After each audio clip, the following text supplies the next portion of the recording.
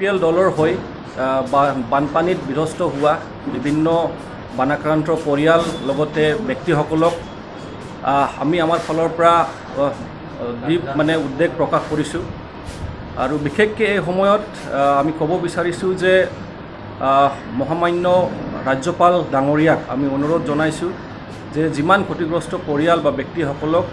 যাতে অতি সোনকালে তেখেতসকলক যিখিনি সহায় বা ৰিলিফ দিব লাগে আৰু লগতে সংস্থাপন দিব লাগে সেইখনৰ যাতে ব্যৱস্থা অতি সোনকালে হৈ যায়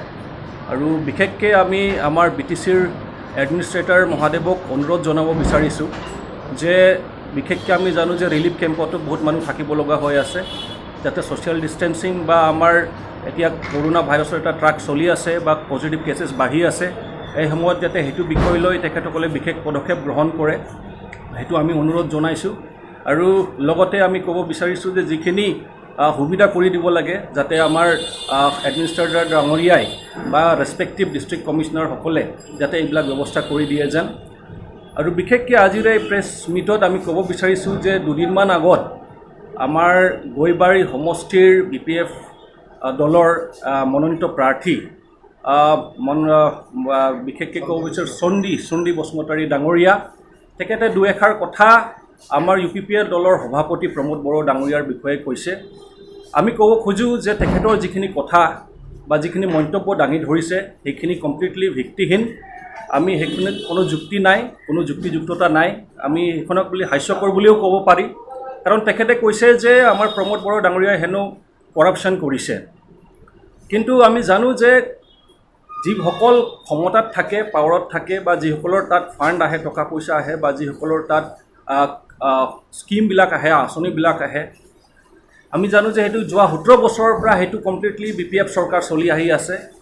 আৰু ইহঁতৰ হাততে গোটেইখিনি ক্ষমতা বা ফাণ্ড টকা পইচা বা স্কিম এতিয়া তেখেতসকলৰ এটা নৈতিক দায়িত্ব আছিলে যে যিখিনি ফাণ্ড তেখেতসকলে ৰিলিজ কৰি আছে বা যিখিনি আঁচনি তেখেতসকলে দি আছে সেইবিলাক যাতে ভালকৈ ইমপ্লিমেণ্ট হয় তাত যাতে কোনো দুৰ্নীতি নহয় কৰাপশ্যন নহয় সেইটোৰ দায়িত্ব ৰেছপনচিবিলিটি কমপ্লিটলি চৰকাৰৰ কিন্তু আজি হাস্যকৰ বিষয় যে তেখেতসকলে আমাৰ প্ৰমোদ বড়ো ডাঙৰীয়াক দোষাৰোপ কৰি আছে এই বিষয় লৈ মই বিশেষকৈ ক'ব বিচাৰিছোঁ যে আমাৰ UPPL দলৰ সভাপতি ডাঙৰীয়াক একচুৱেলি তাৰ ইমেজটো নষ্ট কৰাৰ এটা ষড়যন্ত্ৰ চলিছে আৰু ৰাইজক বিপথে পৰিচালিত কৰাৰ কাৰণে এটা ষড়যন্ত্ৰ চলিছে আৰু বিশেষকৈ আমাৰ দলৰ হৈ এইখিনি কথা ক'ব বিচাৰিছোঁ যে আমাৰ UPPL দলৰ সভাপতি ডাঙৰীয়াই যদি তেনেকুৱা ধৰণৰ কিবা এটা কৰাপশ্যন বা দুৰ্নীতিত যদি লিপ্ত হৈছে যি এলিগেশ্যনছ আহিছে তাৰ এগেইনষ্টত সেইটো যদি সঁচা তেনেহ'লে আপোনালোকে প্ৰমাণ কৰক আপোনালোকে এইখিনি প্ৰমাণ কৰক প্ৰুভ কৰক নহ'লে আমিও আপোনালোকৰ বিৰুদ্ধে এটা আইনগত ব্যৱস্থা ল'বলৈ আমি বাধ্য হ'ম আৰু বিশেষকৈ মই চণ্ডী বসুমতাৰী ডাঙৰীয়াক এইখিনি কথাই ক'ব বিচাৰিছোঁ যে আপুনি যিখিনি কথা কৈছে সেইটো একচুৱেলি আপুনি ভয়তহে কৈছে আপুনি নিশ্চয় গম পাইছে যে আপোনাৰ নিজৰ সমষ্টিত গৈ পাৰি সমষ্টিত আপুনি হাৰি আছে তাতে আপুনি জিকিব নোৱাৰে আৰু সেইকাৰণে আপুনি ৰাইজক বিপথে পৰিচালিত কৰি আপুনি আমাৰ প্ৰমোদ বড়ো ডাঙৰীয়াৰ ইমেজটো নষ্ট কৰি আপুনি তাতে এটা জিকাৰ অংক মিলিবলৈহে চেষ্টা কৰিছে আৰু সেইকাৰণে মই আজি আমাৰ দলৰ হৈ আপোনাক প্ৰত্যাহ্বান জনাইছোঁ যদি আপুনি সঁচা কথা আপুনি যদি কৈছে যে তেখেতে কৰাপশ্যন কৰিছে আপুনি সেইখন প্ৰমাণ কৰক প্ৰুভ কৰক অন্যথা আমি আপোনাৰ বিৰুদ্ধে আমি আইন ব্যৱস্থা ল'বলৈ বাধ্য হ'ম আৰু এই সময়ত বিশেষকৈ আমি আমাৰ ফালৰ পৰা ক'ব বিচাৰিছোঁ যে আমাৰ ফালৰ পৰা যিমানখিনি কৰাপশ্যন হৈছে দুৰ্নীতি হৈছে সেইটোৰ বিৰুদ্ধে আমি মাত মাতি আহিছোঁ আমি কমপ্লেইন দিছোঁ বা আমি কেছো দিছোঁ আৰু বিশেষকৈ যোৱা কেইদিনমান আগত আমি 510 কোটি টকা যিটো NBNN যিটো কৰাপশ্যন হৈছে বিশেষকৈ 2017, 18, 19 আৰু 19-20 সেইটো বিষয় লৈ যিটো আমি দাবী জনাইছোঁ যাতে ইমিডিয়েটলি সেইটোৰ বিষয়ে যাতে ইনস্পেকশ্যন বা ইনভেষ্টিগেশ্যন যাতে ষ্টাৰ্ট হওক আমি মহামান্য ৰাজ্যপাল ডাঙৰীয়াক অনুৰোধ জনাইছোঁ আপোনালোকৰ মাজেদি ক'ব বিচাৰিছোঁ যে আমি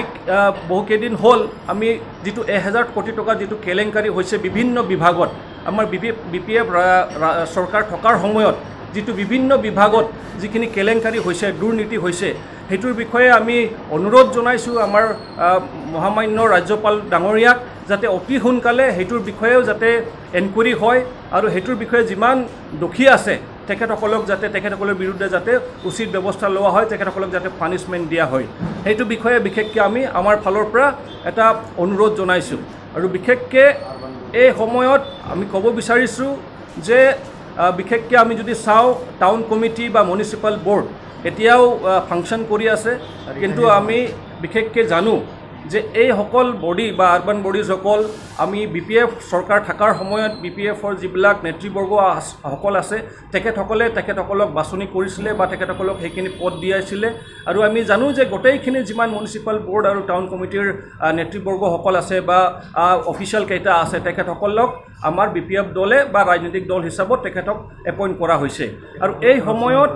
বিশেষকৈ আমি জানো যে আমাৰ BPF দলৰ যিটো চৰকাৰৰ যিটো টেনিয়ৰ এইটো অলৰেডি অভাৰ হৈ গ'ল, এক্সপায়াৰ হৈ গ'ল। আৰু সেই হিচাপত আমি দাবী জনাইছোঁ যাতে আমাৰ মিউনিচিপাল বৰ্ড আৰু টাউন কমিটিটো যাতে ইমিডিয়েটলি তেখেতসকলক ডিজলভ কৰা হয়, কাৰণ টেনিয়ৰ অলৰেডি শেষ। নহ'লে যিটো আমি এটা ফ্ৰী এণ্ড ফেয়াৰ ইলেকশ্যনৰ কথা আমি চিন্তা কৰি আছোঁ বা কৈ আছোঁ সেইটো কেতিয়াও নহ'ব, কাৰণ তেখেতসকলেও এতিয়া কৰাপশ্যনত জড়িত, তেখেতসকলেও দুৰ্নীতিত জড়িত, আৰু তেখেতসকলৰ যিটো নিজৰ এতিয়া পাৱাৰ আছে বা ক্ষমতা আছে সেইটো মিছইউজ হৈ আছে। সেইকাৰণে বিশেষকৈ আমাৰ দলৰ হৈ আমি দাবী জনাইছোঁ যে অতি সোনকালে যাতে আমাৰ মিউনিচিপাল বৰ্ড আৰু টাউন কমিটি যাতে ডিজলভ হয়।